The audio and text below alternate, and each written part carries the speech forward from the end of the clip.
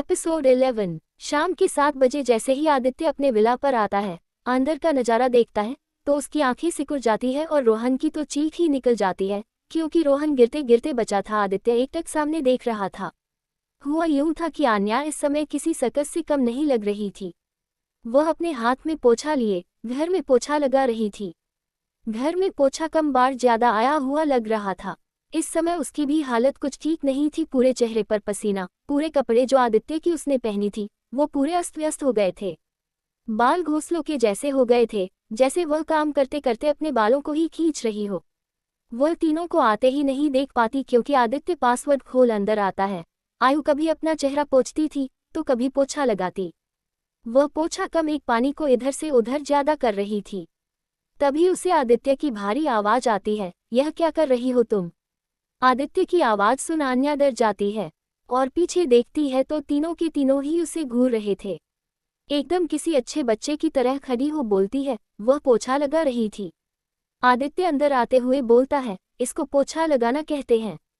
आन्या बोलती है, हाँ मैंने गूगल पर पढ़ा कि पानी को गिरा उसको पोंछते हैं।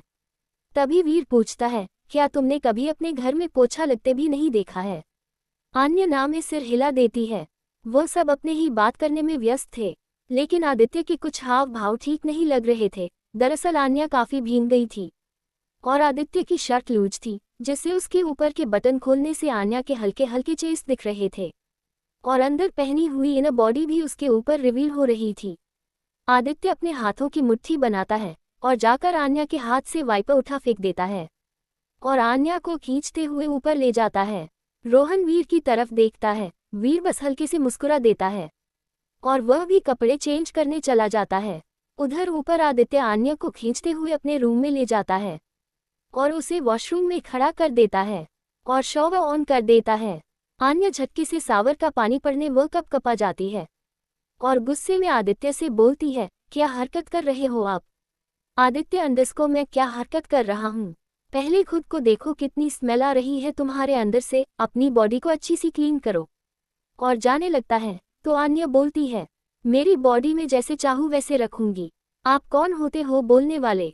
आदित्य जो अपना गुस्सा कंट्रोल कर रहा था वह अपने आप से बाहर हो जाता है। वह गुस्से में आन्या के दोनों कंधों को पकड़ दीवार से सताते हुए बोलता है, तुम्हारा पति हूँ मैं। आन्या भी गुस्से में बोलती है, वह भी सिर्फ नाम का पति, बाकी तो मैं आपकी सर्वेंट हूँ ना। इस समय आदित्य और आन्या दोनों ही एक साथ सावेर के नीचे भीग रहे थे। आदित्य उसे अपनी लाल आंखों से घूरते हुए बोला और उसके कपड़ों की तरफ इशारा करते हुए बोला, मैं कम पड़ गया हूँ जो अब दूसरे को सिड्यूस करने चली हो। पहले तो आन्या को समझ नहीं आता है, पर जब वह आदित्य की आंखों के नजरों का पीछा करती है तो वह शर्ट का बटन बंद करने लगती है। आदित्य उसका झटके से हाथ को पकड़ उसके कमर से पीछे लगाते हुए बोला, अब क्या कहोगी? अब ऐसा करके मर्द को फंसाने चली हो? तभी आन्या को भी गुस्सा आ जाता है और वह भी गुस्से में बोलती है, तो क्या हो गया यदि फंसा ही लिया तो? वैसे भी पति भी तो वैसा है, हर रोज लड़कियों को कपड़ों की तरफ बदलता है। हर रोज रात हर किसी नई लड़की के साथ होता है, तो मैं ही 3-4 आशिक रख लूंगी तो क्या हो जाएगा? आदित्य को उसकी बात सुन इतना गुस्सा आता है कि वह झटके में आलिया को मोड़ दीवार की तरफ से सटा देता है और उसको चेहरों को दबाते हुए उसके बालों को कसकर पकड़ बोलता है, मेरी बराबरी करोगी? औकात देखी है अपनी? और एक बात कान खोलकर सुन लो, तुम मेरी बीवी हो भले ही नाम से सही, अगर मेरे नाम पर कभी दाग लगाई तो मैं वह हरगिज बर्दाश्त नहीं करूँगा। जब तक तुम मेरे पास हो, जब तक कि मैं तुम्हें यूज ना कर लूँगा, जब तक कि मैं तुम्हें छोड़ ना दूँ, तब तक यही मेरी अच्छी सी बीवी बनकर रहना और बीवी के सारे फर्ज निभाना, और यह अपना लस्ट किसी और की तरफ दिखाना भी मत, नहीं तो मुझसे बुरा कोई नहीं होगा। और आन्या को झटके से अपनी तरफ करता है तो देखता है आन्या की आंखों से आंसू जार झर करके निकल रहे थे। वह अपने आंसू भरी आंखों से आदित्य को देखती है और बोलती है, यही नियम आपके ऊपर भी लागू होना चाहिए कि आप भी शादीशुदा है और शादीशुदा मर्द किसी बाहर मुंह मारते हुए अच्छा नहीं लगता है। आदित्य आन्या को झटके में छोड़ बाहर निकल जाता है। आन्या वहीं शावर के नीचे बैठ जोर जोर से रोने लगती है। उसकी आवाज बाहर तक जा रही थी। अन्या रोते हुए ही मन में बोली, आपका मेरे मन में अपना पति का रूप जगा दिया, तो कभी आपने मेरे बारे में सोचा है? आप तो रात को लड़की के साथ सोकर आते हैं, मुझे कैसा लगता है? ये कह रोने लगी। उसे तो पता भी नहीं चलता कि वह पानी में कितनी देर से नीचे बैठी है। उधर आदित्य गुस्से में बाहर अपने फार्म हाउस पर चला जाता है उधर वीर आदित्य को अपने फार्म हाउस जाता देख कुछ नहीं बोलता। उधर आदित्य एक रूम में पहुंच जाकर सोफे पर बैठ जाता है। बेड पर जो एक लड़की किसी का इंतजार ही कर रही थी, वह आदित्य को देख उसकी आंखें चमक जाती है। अपने आप को रिवील कर आदित्य के पास आने लगती है। आदित्य एक एक कर सिगरेट पीता जाता है और सामने लड़की को घूरते हुए देखने लगता है। वह आदित्य की गोद में बैठ जाती है और उसके शर्ट के बटन खोलने लगती है। इसलिए वह आदित्य को एक शिकार की नज़र से देखती है, जैसे उसे कच्चा ही चबा जाएगी। आदित्य कुछ नहीं बोलता है, बस सिगरेट की कश लेते रहता है। वह लड़की जिसका नाम टीना था, आदित्य को किस करने को जा ही रही थी। आदित्य उसे दूर झटक देता है। तभी उस लड़की को अपना कॉन्ट्रैक्ट याद आता है। आदित्य ने एक कॉन्ट्रैक्ट बनाया था जिसमें वह जिस लड़की के साथ हमबिस्तर होगा, वह लड़की से दोबारा कोई मतलब नहीं रखता और कोई भी लड़की उसे किस करने की कोशिश नहीं करेगी। आदित्य उसे एक नज़र देखता है और अपने हाथों में एक इंजेक्शन लगाता है। उस लड़की को समझ नहीं आता कि आदित्य ने इंजेक्शन क्यों लगाया, पर उसे इन सब से कोई मतलब ही नहीं था। आदित्य सिगरेट फेंक अपनी शर्ट के बटन खोलने लगता है। वह लड़की जाकर बेड पर खड़ी हो जाती है। आदित्य अपनी पेट और बाकी के कपड़े उतार उस लड़की के साथ जबरदस्ती करने लगता है। वह लड़की बेहोश हो गई। आदित्य तब भी नहीं रुका। जब वह शांत हो गया तो वो उठ बाथरूम में चला गया और फ्रेश हो अपनी पैंट पहन बालकनी में खड़ा हो गया। वह लड़की बेजान बिस्तर पर पड़ी थी। आदित्य को तो उससे कोई मतलब ही नहीं था। फिर वह बालकनी में खड़े हो आन्या की कही हुई बातों को सोचने लगता है। आपको हर रात एक लड़की की अयाशी है, आदित्य बोलता है। जरूरत हर इंसान को बहुत कुछ करा देती है मिसेज राजवंश। शायद यही मेरी मजबूरी जरूरत दोनों है। ये कह वह शराब की बोतल अपने मुंह पर लगा देता है। एपिसोड 12। आदित्य आन्या की कही हुई बातों को सोच बोलता है। सबकी अपनी जरूरत और मजबूरी दोनों होती है, और मेरी मजबूरी ही मेरी जरूरत है। ये कह वह शराब की बोतल अपने मुंह पर लगा लेता है। उधर दूसरी तरफ आन्या काफी देर तक पानी में ऐसे ही भीगती रही। वीर दरवाजा खटखटाता है। आन्या दरवाजा नहीं खोलती है। काफी बाद जब आन्या को होश आता है तो वह वहां से उठती है और खुद को बाथरोब में लपेट दरवाजे के पास पहुंच बोलती है, कौन है? वीर अंडस्को आन्या, मैं वीर हूँ। आन्या बिना सोचे समझे दरवाजा खोल देती है। वीर देखता है कि आन्या की आंख एकदम लाल है और उसने सिर्फ एक बाथरोब पहना है। वीर खाना टेबल पर रखते हुए बोलता है, आन्या तुम खाना खा लो। आन्या बोलती है, मेरा खाने का मन नहीं है। तभी वीर उसके पास आ बोलता है, तुमने मुझे अपना भाई कहा है ना, तो क्या अपने भाई की एक बात नहीं मानोगी? आन्या की आंख से आंसू निकल आते हैं। वीर उसके आंसू को पोंछ बोलता है, देखो मैं यह नहीं कहूँगा कि क्या अच्छा है क्या बुरा है, पर मैं तुमसे इतना कहूँगा कि प्लीज़ आदित्य को इतना बुरा मत समझना कि तुमको उससे नफरत हो जाए। वह दिल का अच्छा है, पर उसकी मजबूरी बहुत कुछ करा देती है।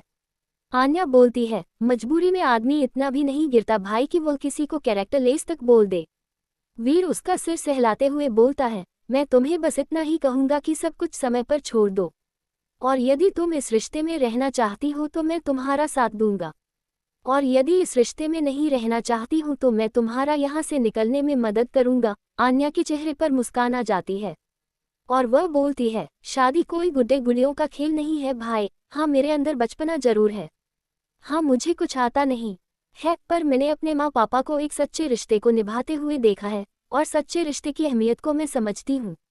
वजह चाहे जो भी हो, किसी भी वजह से शादी हुई हो, पर आदित्य हमारे पति है और मुझे अपना हर हाल में अपना पत्नी धर्म निभाना है, और उससे आदित्य भी मुझे नहीं रोक सकते। वीर के चेहरे पर एक सुकून की स्माइल आ जाती है और उसका सिर सहलाते हुए बोलता है, चलो तुम कुछ खाना खा लो, कुछ भी जरूरत हो तो मुझे एक बार अपने इस भाई को याद रखना। वीर भी जाने लगता है तो आन्या बोलती है, भाई वो मेरे पास कपड़े नहीं है और न ही एक शादीशुदा का सामान। वीर समझ जाता है कि आन्या क्या कहना चाहती है। वीर स्माइल कर देता है, आज और रास्ट कर लो, आदित्य के कपड़े से कल मैं व्यवस्था कर लूंगा। आन्या हाँ में सिर हिला देती है। वीर चला जाता है। दरवाजे पर धीरे धीरे आदित्य के क्लोजेट रूम में जाती है, क्योंकि वह आज दिन भर सफाई सीखने के चक्कर में बहुत थक गई थी। ऊपर बाथरूम में भीगने से और भी ज्यादा उसकी हालत खराब हो गई थी। आदित्य का एक लॉन्ग टी शर्ट निकाल उसको बाथरूम में जा चेंज कर लेती है और वह खाना खाने लगती है।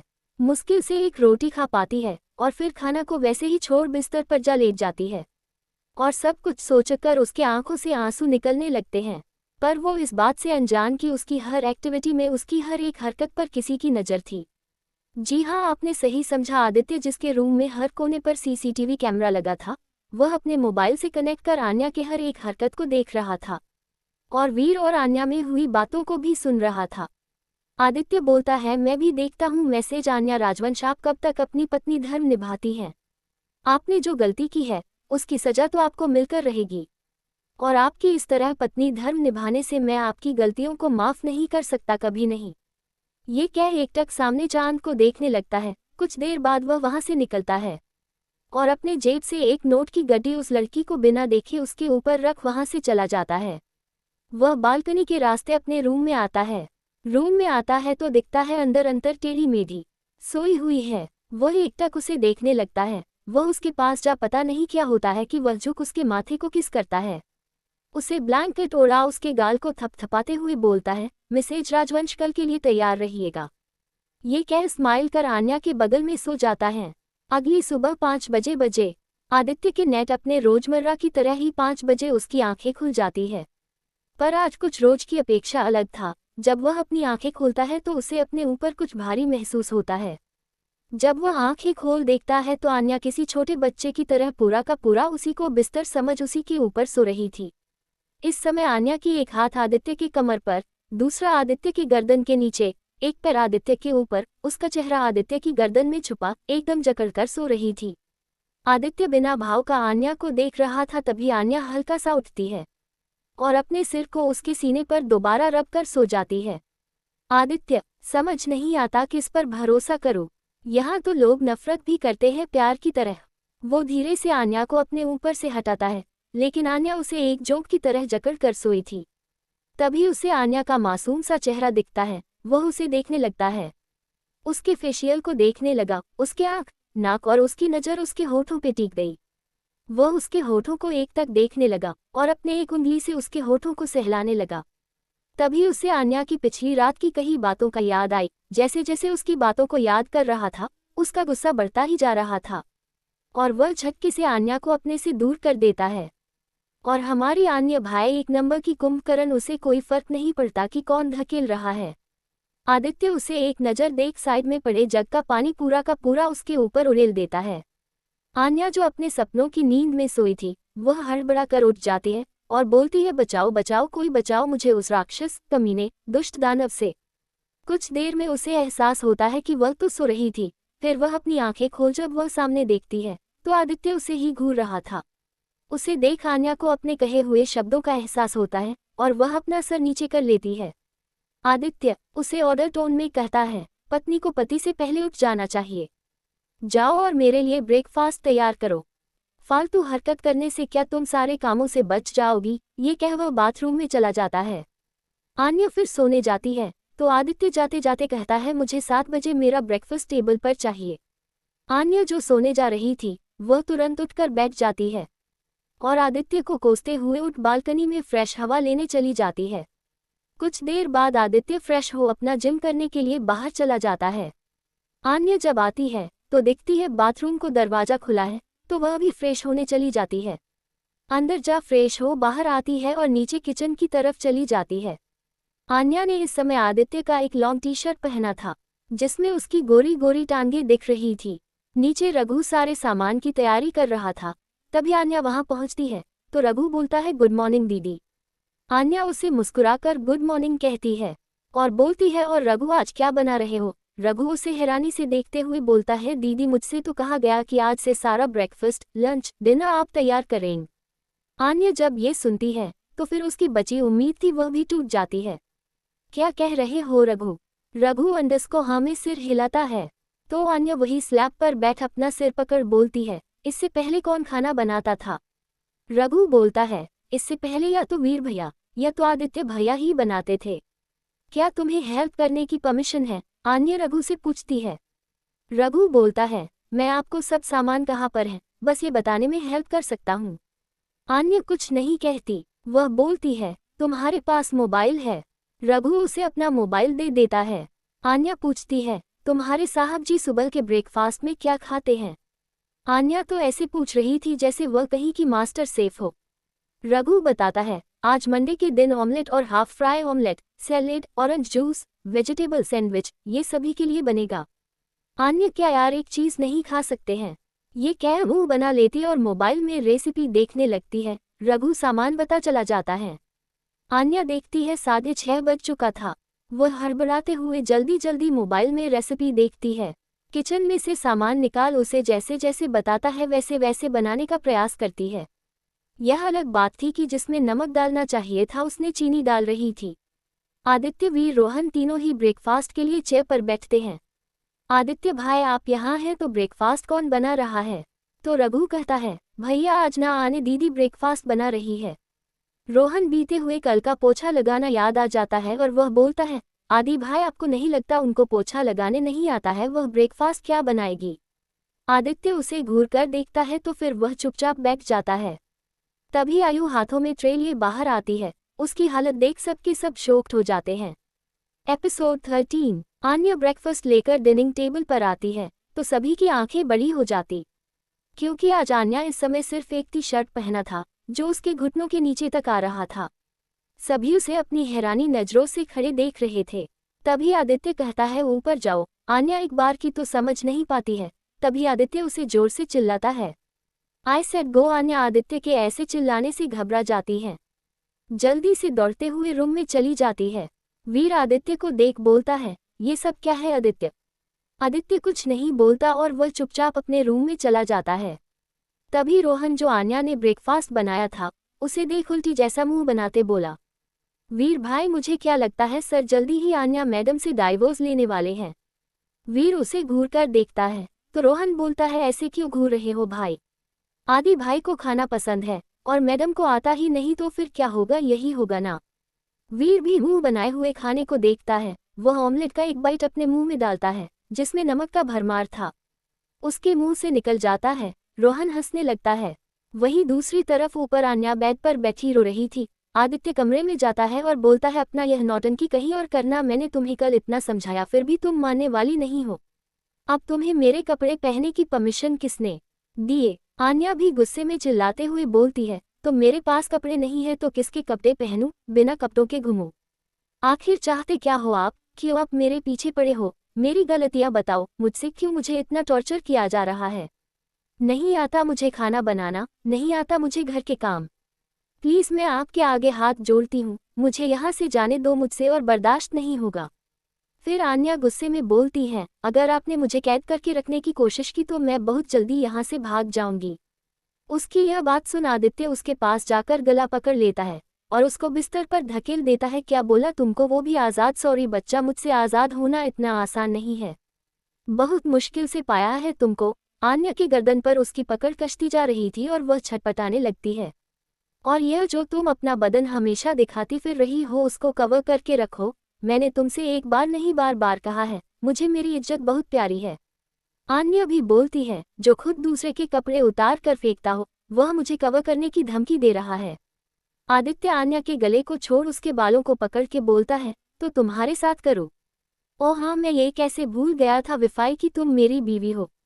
ये सब तो मुझे तुम्हारे साथ करना चाहिए। तभी आन्या कहती है, वह तो तब करोगे ना आप, जब आपको बाकी लड़की की याशी से फुर्सत मिलेगी। आदित्य और आन्या इस समय वह दोनों बहुत नजदीक थे। दोनों की सांसें आपस में टकरा रही थी। आन्या की आंखों में आंसू और दर्द उठ रहे थे पर फिर भी वह आदित्य की आंखों में देख रही थी। उसे उससे डर भी लग रहा था, फिर भी वह अपने बातों पर डटी रही। आदित्य एकटक आन्या के चेहरे को देख रहा था, कभी आंखों को, कभी उसके गालों को, कभी उसकी पनखुड़ी जैसे होठों को जो उसे अपनी ओर आकर्षित कर रही थी। वह न चाहते हुए भी उसे ध्यान से देखने लगा और मन में बोलता है, वही चेहरा, वही मासूमियत, वही कशिश, वही गुस्सा। ये सोच आन्या के चेहरे को देखने लगता है। आन्या भी लगातार उसकी आंखों में देख रही थी। उसके आंखों से झरझर कर आंसू बह रहे थे। आदित्य उसके बालों पर पकड़ कसते हुए आन्या के मुलायम होठों को अपने हाथ के अंगूठे से उसको रब करने लगता है। उसके ऐसे करने से आन्या एकदम अंदर तक से सहने लगती है। आदित्य उसे ऐसे देख टेढ़ी मुस्कुराहट उसके चेहरे पर आ जाती है। दोनों ही एक दूसरे की आंखों में देख रहे थे। न चाहते हुए भी आदित्य आन्या की तरफ झुकने लगता है। आन्या को जब एहसास होता है कि आदित्य क्या करने जा रहा है तो पीछे की ओर खिसकने लगती है और अपने आप को छुड़ाने लगती है, लेकिन आदित्य उसे बालों से और कमर से पकड़ एकदम खींच अपने से एकदम सटा लेता है। और उसको बिस्तर पर अपने नीचे दबाते हुए उसके दोनों हाथों को ऊपर ले जाता है। इस बीच में आन्या काफ़ी स्ट्रगल कर रही थी उससे छूटने के लिए, लेकिन आदित्य जैसे एक हिप्नोटाइज तरीके से आन्या में एकदम सम्मोहित हो गया था। उसे ये तक नहीं समझ आ रहा था कि उसी ने आन्या को न छूने की बात की थी। वह आन्या की तरफ झुक उसके मुलायम होठों पर अपने सख्त होठ रख देता है। उसके ऐसा करते ही आन्या एकदम चुप होकर अपने आप ऊपर की ओर उठा लेती है। इस समय दोनों के बदन एक दूसरे से एकदम चिपके हुए थे। आदित्य आन्या के होठों का स्पर्श पर अपनी आंखें मूंद लेता है, जैसे कई जन्मों का प्यासा उसको आज पानी की बूंदें मिली हो। वह अपनी आंखें बंद करके आन्या के होठों को अपने होठों पर महसूस करने लगता है। आदित्य बोलता है व्हाट हैपन, अपने सांसों को थमते हुए बोलती है मुझे नीचे कुछ चुभ रहा है। पहले तो आदित्य समझ नहीं पाता कि आन्या क्या कर रही है, पर जैसे ही उसे समझ में आता है वह तुरंत उसके ऊपर से हट साइड हो जाता है। वह जाने लगता है तो आन्या बोलती है वह क्या था। आदित्य पलटकर उसे घूर कर देखता है और बोलता है बेवकूफ लड़की, और वहां चला जाता है। आन्या आदित्य के जाने के बाद बोलती है क्या किस ऐसे होता है। फर्स्ट टाइम हाय राम, मैं तो आज मर ही जाती। ये बोल उन दोनों के बीच हुए किस सोच वह ब्लूज करने लगती है। यही तो बात आन्या में अनोखी थी, क्योंकि इतनी दिल की साफ और चंचल थी कि बुरा करने वाला भी यदि उसके साथ प्यार से पेश आता है तो वह सब कुछ भूल जाती है। फिर आदित्य तो इतने सालों का प्यार था, उसके लिए वो भला क्यों ना भूले। आदित्य बाहर निकल अपने कार में बैठ जाता है, जहां वीर और रोहन और उसका वेट कर रहे थे। आदित्य बैठ जाता है और अपनी आंखें बंद कर अपने और आलिया के बीच हुई किस को याद करने लगता है। मन में बोलता है आज से पहले ऐसा कभी नहीं हुआ कि मैं कोई काम अधूरा करूं, पर तुम्हारे आंखों में आंसू देख मुझे रुकना पड़ा। यह मुझे क्या हो रहा है। उसके चेहरे पर एक सुकून दिख रहा था। वह सिगरेट को जला अपने मुंह पर लगाने ही वाला था कि उसे आन्या का उस किस का एहसास हटाने की इच्छा नहीं हुई, और वह सिगरेट बाहर फेंक दिया। वीर उसकी हर हरकत को नोटिस कर रहा था। आदित्य वीर से बोलता है वीर, मिसेज राजवंश के बारे में सारी डिटेल सर्च करवाओ। बचपन से लेकर अब तक की सारी डिटेल्स, वह डिटेल्स एक भी छूटी ना हो। और घर में एक फीमेल सर्वेंट को हायर करो। रोहन तो शॉक्ड होकर आदित्य को देख रहा था, पर वीर के चेहरे पर एक मुस्कान थी। उधर बिस्तर पर लेटी आन्या के चेहरे पर एक मुस्कुराहट थी। वह मन में कहती है आदित्य मेरे पास, और वह भी सिर्फ और सिर्फ मेरे मुस्कुराने लगती है। बिस्तर पर पलट सो जाती है। इस बात से अनजान उसकी एक एक हरकत कैमरे में आदित्य देख रहा था। आदित्य बोलता है वीर, जरा पता लगाना वह कौन लड़का है जिसे आन्या काफी समय से प्यार करती है। वीर और रोहन हाँ में सिर हिला देते हैं। उसका फोन रिंग होता है। उधर से फोन राका कुछ कहता है और बोलता है बॉस वो इंडिया आ रहा है, उसे मैडम के बारे में पता चल चुका है। आदित्य मुस्कुराने लगता है, फोन कट कर देता है। उसकी मुस्कुराहट इस समय किसी की जानलेवा मुस्कुराहट लग रही थी, और वह बोलता है रानी सिर्फ राजा की होती है, सिर्फ और सिर्फ राजा की। यह बोल क्रीपी स्माइल करने लगा। एपिसोड 14। आदित्य अपने ऑफिस पहुंचता है तो सभी बैठ अपना पंचायती फैलाए बैठे थे। पता है उस सिंघानिया की बेटी मिस कियारा सिंघानिया आई हुई है। एक दूसरी लड़की बोलती है अरे हाँ, वो बॉस पर कितने दिनों से चांस मारने के पीछे पड़ी है, पर लगता है आज बॉस जरूर उसकी तरफ देखेंगे। तभी दूसरी लड़की बोली क्यों, ऐसा क्या हुआ है। वो लदक बोली इतनी सज धज के कोई आएगा तो ऐसा कौन सा मर्द होगा जो उसके ऊपर लड्डू ना हो। ये बोल हंसने लगती है। पीछे से एक गहरी मगर डरावनी आवाज आती है अच्छा तो यहाँ पर काम नहीं, किसी की पर्सनल आइडेंटिटी का काम होता है। उसका आवाज सुन सभी एकदम से खड़े हो जाते हैं। तभी वह आदमी चिल्लाकर बोलता है अपने काम से काम मतलब रखो, दोबारा मुझे ये झुंड दिखा तो अपना रेजिग्नेशन लेटर तैयार रखना। ये सब कहते हुए अपने केबिन में चला जाता है। सभी चुपचाप अपना काम करने लगते हैं। तभी बाहर से किसी की आवाज आती है बॉस आ गए। सभी तुरंत अपने अपने डेस्क पर जा काम करने लगते हैं। तभी आदित्य, रोहन और वीर तीनों दाखिल होते हैं। आदित्य अपने पर्सनल लिफ्ट से अपने फ्लोर पर केबिन की तरफ चला जाता है, तो वही वीर अपना वर्क करने दूसरे डिपार्टमेंट में चला जाता है। रोहन आदित्य के पीछे चला जाता है। आदित्य अपने केबिन में जा चेयर पर बैठता है, तो रोहन अपना टैबलेट निकाल आदित्य को सारे शेड्यूल बताने लगता है। तभी आदित्य बोलता है क्रूज के बारे में क्या खबर है। रोहन बताता है सर, हमारा शिप वहां से निकल चुका है, वह कल तक आ जाएगा। लेकिन उसके पीछे रोहन अपनी बात कंप्लीट कर पाता तभी आदित्य कहता है अब जहां मिठास होगा वहां चींटियां तो आना स्वाभाविक है ना रोहन। ये बोल वह हंसने लगाता है। उसकी हंसी इतनी भयानक थी कि रोहन अपना टैबलेट जोर से पकड़ लेता है। तभी रोहन पूछता है आप क्या करने वाले हैं बॉस। आदित्य चिल्लाकर होता है गेट आउट रोहन। हिल जाता है और वह जाने लगता है। तभी आदित्य बोलता है उसे मेरे कैबिन में भेजो। उसको भेजो। ये सुन रोहन को एक बार और डर लगने लगा। वह बिना कुछ बोले बाहर निकल जाता है। तभी कुछ देर बाद दूर नॉक होता है। अंदर से आदित्य कम इन। अंदर एक लंबा चौड़ा पर्सनैलिटी वाला व्यक्ति अंदर आता है। आदित्य उसे देख मुस्कुराते हुए बोलता है, राका। तो आइए जान लेते हैं राका के बारे में। राका का पूरा नाम आर्यन प्रताप। हमने आर्यन के बारे में जिक्र किया था। आदित्य के जितने भी माफिया वर्ल्ड का काम है वह राका ही संभालता है। यदि उसके बिजनेस वर्ल्ड में वीर उसका राइट हैंड है तो माफिया वर्ल्ड में लेफ्ट हैंड राका है। राका काफी लंबे चौड़े पर्सनैलिटी वाला व्यक्ति है जिसके चेहरे पर कई कट के निशान, 6 फुट हाइट, 8 पैक बॉडी, बाल काफी बड़े बड़े, गेहुआ रंग, चेहरे से काफी स्मार्ट पर गुस्सा को देखे तो आदित्य की तरह ही डरावना। कुल मिलाकर आदित्य का कार्बन कॉपी लगता है। एक नंबर का अयास। यह अलग बात है कि उसने कभी भी आदित्य की तरह ही किसी के साथ जबरदस्ती नहीं की। जो अपनी मर्जी से आया उसी के साथ उसने अपनी रात बिताई। राका चेयर पर बैठते हुए बोला, बॉस उस सिंघानिया का क्या करना है? आदित्य उसे देखता है तो आर्यन बोलता है, क्यों इतना उसकी बेटी को तड़पा रहे हो तुम्हें इंटरेस्ट नहीं है तो मेरे पास ही भेज दो उसको। ये बोल वह हंसने लगता है। आदित्य उसे देखकर बोलता है, उसका मैटर तुम संभालो। राका बोलता है, वैसे सुना है भाभी काफी सुंदर है। आदित्य उसे अपनी जलती आंखों से देखता है तो राका अपनी बात संभालते हुए बोलता है, मेरा मतलब मेरी भाभी माँ। आर्यन उसे ध्यान से देख रहा था और बोलता है, ये वही है ना? आदित्य उसे देख अपना सिर हाँ में हिलाता है तो बोलता है, तो क्या करने वाले हो इसके साथ? आदित्य बोलता है, जिसका जैसा कर्म उसको वैसा फल तो मिलेगा ही ना। ये बोल वह खतरनाक हंसी हंसने लगता है। तभी आर्यन बोलता है, एक तरफ प्यार एक तरफ नफरत, कौन सा रिश्ता निभाओगी तुम? आदित्य बोलता है, जब नफरत बढ़ जाती है तो प्यार सिर्फ नाम का रह जाता है। राका अंडस्को आदित्य पर प्यार तो रहता है ना? आदित्य कुछ नहीं बोलता। आर्यन बात बदलते हुए कहता है, वैसे मेरे लिए कुछ काम। मुझे कब मिला रहे हो भाभी से? मुझे उसका फोटो तक तुमने नहीं दिखाया। आदित्य अंडस्को घर आकर मिल लेना। आर्यन कुछ नहीं कहता। तभी आर्यन का फोन बजता है। उसे उधर से कुछ कहा जाता है। आर्यन बोलता है, तड़पने दो उसे, जितना तड़पेगा उतना ही सुकून आएगा। आदित्य उसकी बात सुन समझ जाता है और मुस्कुराए लगता है।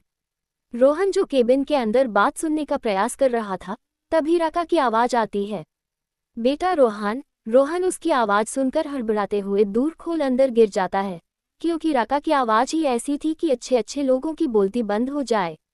आदित्य उन दोनों को देख अपना सिर न में हिला देता है और अपना फाइल चेक करने लगता है।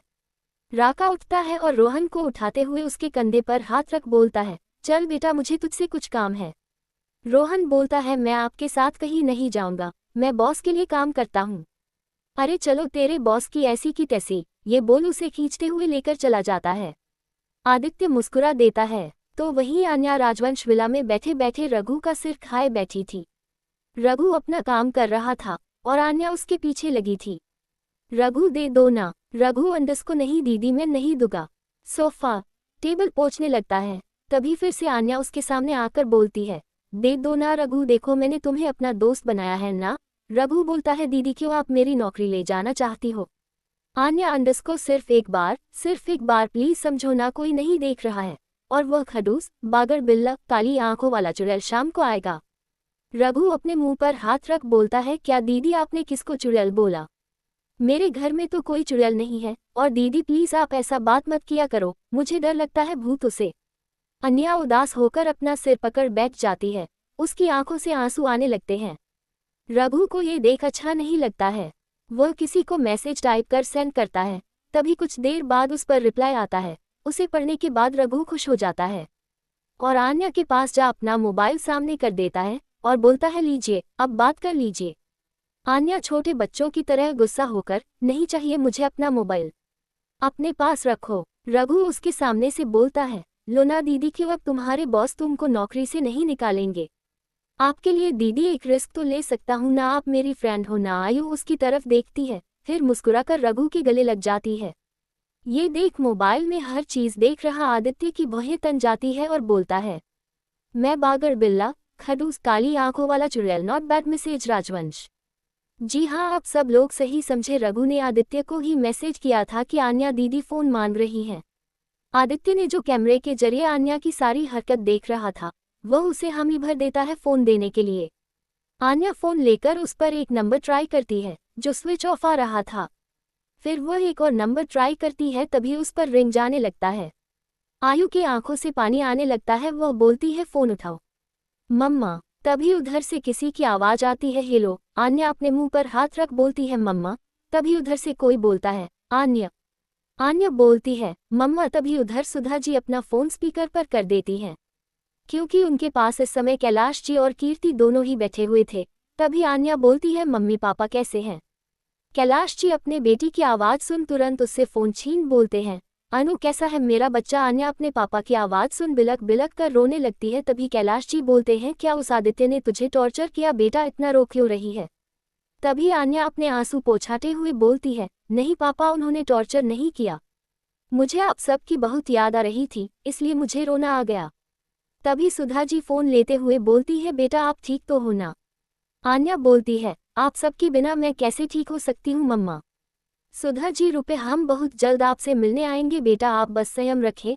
आन्या हमें सिर हिलाती है। आन्या अंडस्को किट्टू कहाँ है। कीर्ति जो बगल में ही बैठी थी वह भी फोन ले रोते हुए बोलती है दीदी आप ठीक हो ना। आन्या अंडस्को हाँ मैं ठीक हूँ, तू अपना ध्यान रखना और मम्मी पापा का भी ध्यान रखना। कीर्ति हाँ में सिर हिलाती है। फिर कुछ देर बातें करते हुए वह फोन रख देती है।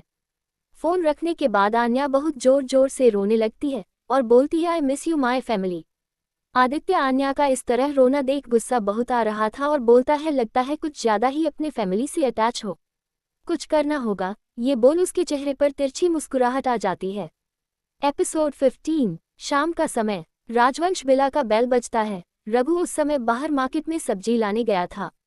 आन्या जो आंगन में बैठी पॉट पर लगे डस्ट की सफाई कर रही थी, वह रघु को आवाज देने वाली होती है। तभी उसे याद आता है कि रघु बाहर गया है। वह साफ करने वाला कपड़ा वही पॉट के पास रख दूर खोलने चली जाती है। वह दूर खोलती है तो एक लड़की अंदर आती है। उस लड़की की उम्र यही करीब 20 साल रही होगी। गेहुआ रंग बालों की चोटी बनाए सूट पहनी हुई मीना काफी प्यारी लग रही थी। आन्या उसे ऊपर से नीचे देखते हुए पूछती है कौन हो तुम।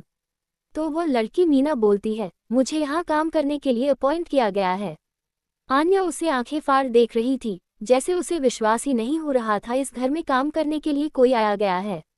आन्या खुद में ही बड़बड़ाती है ये चमत्कार कैसे हो गया, ये सब काम तो मेरे सर पर फोड़ा गया था। तभी वह अपने खुद के ख्यालों पर हाय तौबा तौबा करते हुए बोलती है हाय मेरी काली जुबान, कभी भी कहीं भी बातें लग जाती है।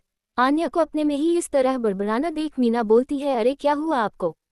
तभी आन्या अपने होश में आती है और वह बोलती है अंदर आओ। मीना अंदर आती है, चारों तरफ घर को देखते हुए बोलती है यहाँ की मैडम कहाँ है। आन्या उसे घूरकर देखती है तो वह लड़की बोलती है अरे जिसके लिए मुझे रखा गया है। तभी पीछे से रघु भी आ जाता है। रघु बोलता है कौन हो तुम। तभी वह लड़की पीछे घूम रघु को देखती है तो देखती ही रह जाती है। अरे भाई रघु गोरा अंगारा लंबे पर्सनैलिटी वाला, टी शर्ट लोअर पहने, अपने कंधे पर गमछा लटकाए, हाथ में थैला लिए, कुल मिलाकर काफी प्यारा लग रहा था। मीना तो उसे ऊपर से नीचे देखते हुए हाय क्या बंदा है। तभी रघु उसे घूरकर बोलता है मैंने पूछा कौन हो तुम। तभी वह लड़की बोलती है मुझे यहाँ के मैडम के लिए अपॉइंट किया गया है, मैं यहाँ पर उनकी हेल्प करूंगी, सारा काम करने में। तभी रघु थैला रखते हुए बोलता है जो तुम्हारे सामने है वही तुम्हारी मैडम है। मीना हकलाते हुए बोलती है सॉरी मैडम मुझसे गलती हो गई। आन्या मुस्कुराती हुई बोलती है कोई बात नहीं, और तुम मुझे मैडम नहीं तुम मुझे दीदी बुला सकती हो। तुम्हारी एज क्या है। तो मीना बोलती है मेरी एज 20 ईयर है। आन्या बोलती है तुम्हें घर का सारा काम आता है।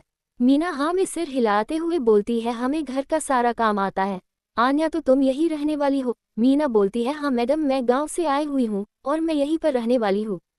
वहीं दूसरी तरफ एक खंडहर में किसी के चीखने और चिल्लाने की आवाज आ रही थी। तभी वहां पर एक गाड़ी रुकी और उसमें से 4 लोग बाहर निकले। चारों की पर्सनैलिटी अपने आप में ही बेहतरीन थी। अब आप शायद समझ ही गए होंगे कि यह चारों कोई और नहीं हमारे हीरो और हीरो के दोस्त ही थे। खंडहर में पहुंचे तो एक आदमी को उल्टा लटकाया गया था और कई बॉडीगार्ड्स वहां पर बैठे हुए थे। आदित्य और आदित्य के साथ आए हुए लोग को देख वहां पर बॉडीगार्ड खड़ा हो अपना सिर झुका लेते हैं।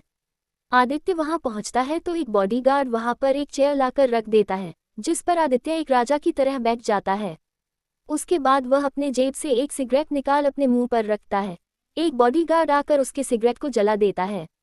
आदित्य सिगरेट मुंह में ले धुआं उड़ाने लगता है। उसके आसपास वीर, रखा और रोहन तीनों खड़े हो जाते हैं। सामने जो आदमी लटका हुआ था वह दर्द से तड़पते हुए बोलता है, आदित्य राजवंश, या तो तुम मुझे मार दे या तो मुझे छोड़ दे, लेकिन मैं सिर्फ एक ही बात कहूंगा, यदि तूने मुझे छोड़ा तो तेरी बची हुई पुश्त को भी मैं मिटाकर रख दूंगा। आदित्य अपनी चेयर से उठता है और अपने एक हाथ को आगे करता है तो एक बॉडीगार्ड उसको एक अल्कोहल का बोतल ला कर देता है। वह उसके पास जा बोलता है, रस्सी जल गई पर बल नहीं गया ठाकुर। तुझे ऐसा क्यों लगता है कि मैं तुझे मौत के घाट उतार दूंगा या तुझे छोड़ दूंगा? तू अपने जिंदगी के एक एक पल तड़पते हुए मरेगा, मरना चाहेगा तब भी तू नहीं मर पाएगा। ये कहा उस अल्कोहल के बोतल को उसके छिले हुए शरीर पर डाल देता है। उस खंडहर में उसकी चीख की आवाज गूंज जाती है। आदित्य उसके बालों को पकड़ते हुए कहता है, बहुत तूने छुपने की कोशिश की थी, आखिर मेरे हाथ तो लग ही गया ना। तभी वह आदमी जोर जोर से हंसते हुए बोलता है, अभी भी तू बच्चा ही है रे। तुझे क्या लग रहा है मुझे तड़पा कर तू सारा साम्राज्य खत्म कर देगा? अरे उस साम्राज्य का मैं एक सिर्फ प्याला हूं जिसे तुम मार कर भी कुछ नहीं कर सकता। जैसे तेरा एक बार साम्राज्य हम सभी ने तोड़ा था, वैसे ही एक बार फिर वह आकर तेरा तोड़ेंगे, और सबसे पहले तो वह तेरी रानी को कैद करेगा। रानी की बात सुनते ही आदित्य जोर से उसके बालों को खींचते हुए बोलता है, जो मुझ तक नहीं पहुंच पाया वह मेरे रानी तक क्या पहुंच पाएगा? वह आदमी दर्द से बिलबिला रहा था, उसके मुंह से खून के फव्वारे आने लगी। फिर भी वह बोलता है, तुझे पता है तू कुछ भी कर ले पर तू उसे नहीं बचा पाएगा, क्योंकि मैं तुझे कुछ बताने वाला नहीं हूँ, और तेरी प्यारी सी चीज उसके पास है और तू उसे कभी नहीं छोड़ा पाएगा। ये बात सुन आर्यन, वीर और रोहन का भी खून खौल उठता है। ये सुनते ही आदित्य का खून खौल उठता है। वह साइड में पड़े चाकू को जोर जोर से उस आदमी के शरीर में घोंपने लगता है। उस आदमी के 2-4 चीख के बाद अपना दम तोड़ देता है, लेकिन आदित्य उसे तब तक मारता रहता है जब तक कि उसके शरीर में लगी आग कुछ हद तक कम नहीं होती है। तभी राका वीर को कुछ इशारा करता है उसके, तो वीर उसके पास जा उसके कंधे पर हाथ रखता है और बोलता है, आदि। आदित्य उसकी तरफ घूर कर देखता है। उसकी जलती हुई आंखों से वीर भी डर जाता है, लेकिन फिर भी वह हिम्मत कर बोलता है, शांत हो जा, हम ढूंढ लेंगे उसे, वह मर गया है। आदित्य अपने चाकू को फेंक देता है। आदित्य इस समय इतना भयानक लग रहा था कि कोई नॉर्मल आदमी देखकर ही अपना दम तोड़ दे। आदित्य वहां से बाहर निकल जाता है, उसी के पीछे सब बाहर निकल जाते हैं। रात के 11 बजे राजवंश विला सभी घर में आते हैं। आदित्य अपने रूम की तरफ बढ़ जाता है। उसे अपने रूम की तरफ जाते देख वीर बस मन में एक ही बात कहता है, हे भगवान, आन्या के साथ कुछ गलत ना हो। सभी बिना कुछ कहे अपने अपने रूम में चले जाते हैं। आदित्य सीधे अपने रूम में आता है और बाथरूम में चला जाता है। फ्रेश होकर बाहर आता है तो उसकी नज़र आन्या पर पड़ती है, जो बेफिक्र होकर सो रही थी। उसे देख उसे कुछ याद आने लगता है, जिसे सोच भी उसका गुस्सा बढ़ने लगता है। तभी कुछ हलचल से आन्या की आंखें खुल जाती है। शायद वह पूरी तरीके से सोए ही नहीं थी, क्योंकि वह आदित्य का इंतजार कर रही थी। वह अपनी आंखें खोल आदित्य को देखती है तो खुशी में बैठ जाती है और बोलती है, आदित्य, आज मैं बहुत खुश हूँ। आपने हमारी हेल्प के लिए घर में एक मेड रखा है। ये बोल खुशी में उसके पास जाती है, पर वो भूल जाती है कि जितना ही उसके पास जा रही है, आदित्य की आंखें गुस्से में लाल होती जा रही हैं। आदित्य के पास जा पाती आदित्य उसे गुस्से में दूर धकेल देता है। आन्या, जो उसने ऐसा कुछ सोचा ही नहीं था, वह एकदम से पीछे जा दीवार से टकरा जाती है और नीचे गिर जाती है। उसके सिर से खून बहने लगता है। आन्या को इतनी जोर से लगी उसे कुछ समझ में ही नहीं आया और वह रोते हुए बोलती है, आदित्य। आदित्य उसके पास जाता है और उसके बाल को पीछे से पकड़ खींचते हुए बोलता है, मैंने तुम्हें कितनी बार कहा है कि मुझे साहब कह के बुलाया करो। मैं तुम्हारा कोई आदित्य नहीं हूँ। तुम सिर्फ मेरी एक नाम की बीवी रहोगी, लेकिन रहोगी मेरी एक रखेल। आन्या दर्द में भी गुस्से में उसे दूर धकेल देती है और बोलती है, अपनी जबान संभाल कर बात करो। आदित्य को उसके धकेलने से उसका गुस्सा चढ़ जाता है। वह पहले से ऑलरेडी बहुत गुस्से में था और वह जाकर आन्या को जोर से एक थप्पड़ मारता है, जिससे आन्या फिर से नीचे गिर जाती है। आदित्य इस समय एकदम अपने होशो हवास में नहीं था। शायद उस खंडहर की बातें उसके दिमाग में घूम रहे थे। आन्या उसके मारने से जमीन पर गिर जाती है। आदित्य उसके पास जा उसके गालों को दबाते हुए बोलता है, सब तुम्हारी वजह से हो रहा है, सब कुछ तुम्हारी वजह से हो रहा है। आन्या रोते हुए बोलती है, मेरी गलती बताओ, आखिर मेरी गलती क्या है? क्यों मुझे इस तरीके से टॉर्चर कर रहे हो? क्या किया है मैंने तुम्हारे साथ, और यह कौन सी अपनी मर्दानगी दिखाने का तरीका है? तुम मुझ पर हाथ उठा अपने आप को मर्द साबित करते हो। आलिया के इस तरह से बोलने पर आदित्य का गुस्सा अपने आप ही में नहीं रहता। वह आन्या को खींचते हुए बिस्तर पर धक्का दे देता है और बोलता है, मैं बताता हूँ कि मर्द क्या होता है। ये बोल वह बिना कोई देरी किए आने के ऊपर चढ़ जाता है और उसके साथ जबरदस्ती करने लगता है। उसके होठों को ले अपने होठों में किस करने लगता है। आन्या, जो पहले से ही काफी चोट लग चुका था, वह रोने चिल्लाने लगती है। आदित्य नहीं मानता। आदित्य उसके साथ जानवरों की तरह पेश आ रहा था। वह आन्या के पूरे शरीर को काट रहा था। धीरे धीरे वह आन्या के कपड़ों को फाड़ देता है और उसके गर्दन को चूमने लगता है। धीरे धीरे आन्या के सारे कपड़े उतार देता है। आन्या जोर जोर से चीखती चिल्लाती रह गई, पर उसकी आवाज सुनने वाला कोई नहीं था, क्योंकि आदित्य का रूम साउंड प्रूफ था। आदित्य एक जानवर की तरह पेश आ रहा था। वह कभी उसके होठों को काट रहा था, तो कभी उसके गर्दन को, तो कभी उसके सीने को। ऐसा लग रहा था कि आदित्य अपने गुस्से के आगे होश में ही नहीं है। आदित्य अपने कपड़े उतारता है और आन्या की बिना कोई परवाह किए उसके अंदर एंटर हो जाता है। आन्या अपने साथ यह सब बर्दाश्त नहीं कर सकती, क्योंकि यह उसका फर्स्ट टाइम था, और जोर जोर से चिल्लाने लगती है और बोलती है, प्लीज मुझे छोड़ दो। पर आदित्य नहीं रुकता। आदित्य आन्या के साथ जबरदस्ती इंटीमेट होने लगता है। उस रूम में आन्या की सिर्फ चिल्लाने, रोने की और छोड़ देने की गुहार सुनाई दे रही थी, लेकिन आदित्य नहीं रुकता। आखिर में आन्या बेहोश हो जाती है। आदित्य 2 से 3 घंटे बाद फ्री होकर आन्या के ऊपर ही सो जाता है।